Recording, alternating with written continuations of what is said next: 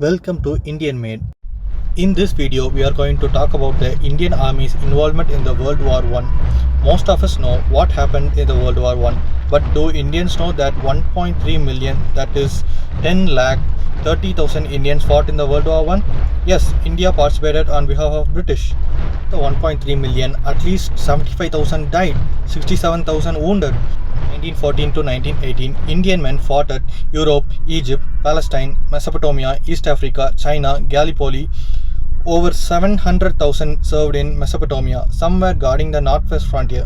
In 1914, Indian Army was one of the two largest volunteer armies in the world. The other was British Army. The armies which were sent by the princely states to help the British war effort were called as Imperial Service Brigade.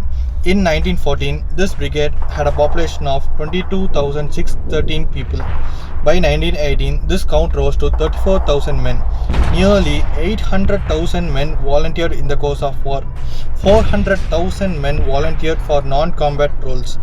By 1918, 1.3 million people volunteered. Soldiers, some as young as 10 years old, were enlisted to fight in the war. Indian entry into the war. In 1901, oil had been discovered in commercial quantities at Masjid-e-Sulaiman at the head of the Persian Gulf. In 1914, the privately owned Anglo-Persian Oil Company was about to be bought by the British. On hearing this news, the Ottoman Turkish army were being mobilized. On August, the Indian government was instructed to prepare contingency plans to protect these oil fields. If the Ottomans sided with Germany, India was to protect these oil fields. Yeah, the British was the OG country to go to war for oil. Expeditionary Forces. The Indian Army formed and dispatched 7 expeditionary forces overseas during World War I. Expeditionary Force A. They were dispatched to Western Front, France. The General Sir James Wilcox. It had a population of about 150,000 people.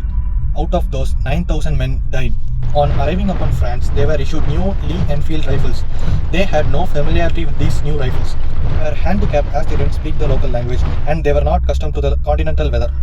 And they were poorly equipped to resist the cold, leading to low morale.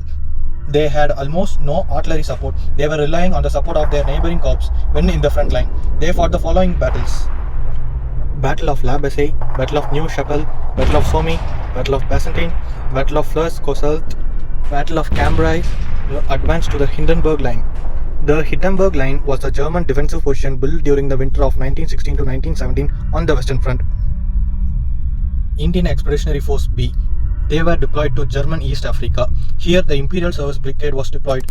The 2nd Kashmir Rifles were deployed. They fought at the Battle of Tanga, also known as the Battle of Bees, which was an unsuccessful attack by the British.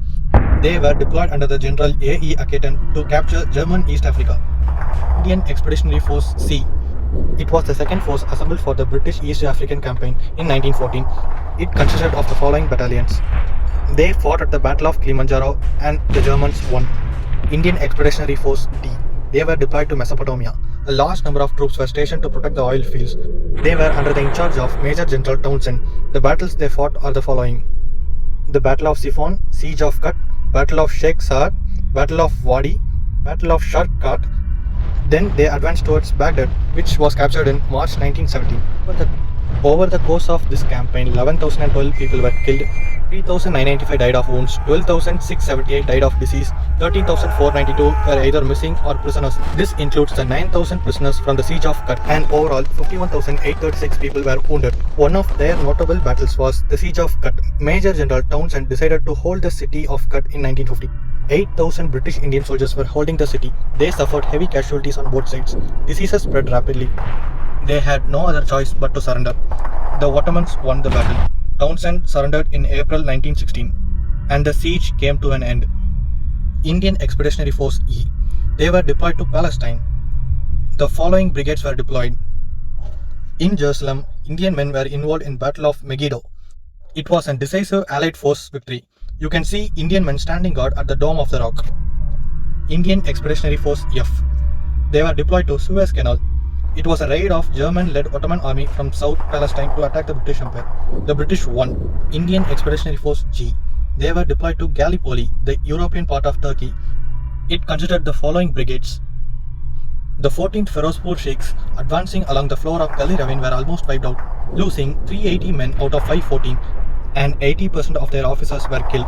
The brigade was next involved in the Battle of Gully Ravine, and here the 210th Gurkha Rifles managed to advance half a mile.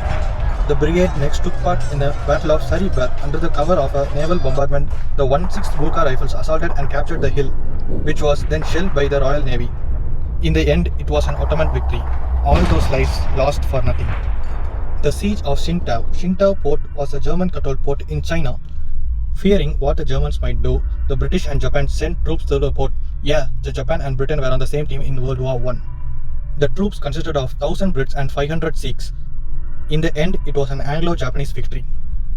The 1918 Malleson Mission. 500 men of the 19th Punjabis were deployed under General Wilfred Malleson in Transcaspia in support of the Ashgabat Committee and known as the Malleson Mission. The Ashgabat Committee was a revolutionary organization.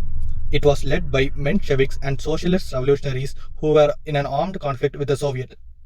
In the end of the war, the Allies won the World War I. After 4 years of combat and overall death of 8.5 million soldiers, the war was ended by the Treaty of Versailles. To commemorate the fallen Indian soldiers, the India Gate was built in 1931. Field Marshal Sir Claude Auchinleck, Commander-in-Chief of the Indian Army in 1942 said, "The British couldn't have come through both World War I and II if they hadn't had the Indian Army.